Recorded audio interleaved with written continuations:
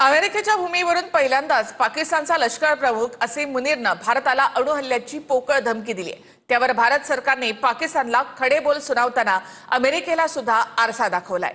पाहूयात।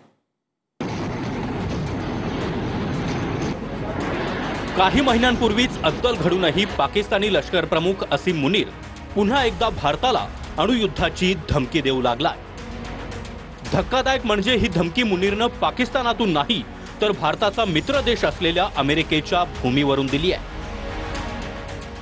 अमेरिकेतल्या कार्यक्रमात मुनीरनं म्हटलंय की आम्ही न्यूक्लिअर पॉवर देश आहोत, जर आम्ही बुडत असू तर अर्ध्या जगाला घेऊन बुडू। सिंधू नदीवर भारत धरण बांधेपर्यंत आम्ही वाट पाहत आहोत। जेव्हा धरण बांधून पूर्ण होईल तेव्हा आम्ही ते 10 मिसाइल्सनी नष्ट करू, अशी पोकळ धमकीही मुनीरनं दिली आहे।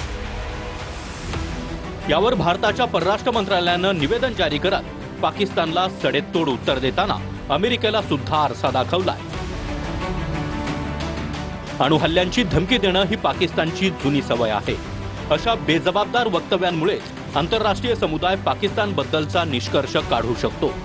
पाकिस्तान फक्त प्रादेशिक सुरक्षेसाठी नव्हे तर जागतिक सुरक्षेलाही धोका बनलाय। एका मित्र राष्ट्राच्या भूमीवरून अशी विधानं होणं खेदजनक आहे। अशा अणुहल्ल्यांच्या धमक्या भारत सहन करणार नाही।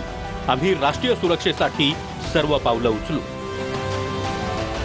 पाकिस्तानी लष्कर प्रमुख असीम मुनीर 2 महिन्यात दुसऱ्यांदा अमेरिका दौऱ्यावर गेला। निमित्त एका अमेरिकन कमांडरच्या निरोप समारंभाचं होतं। त्यामुळे एकीकडे दहशतवादाविरोधात वल्गना करणाऱ्या अमेरिकेच्या भूमिकेवरही पुन्हा प्रश्नचिन्ह उभं राहिलंय।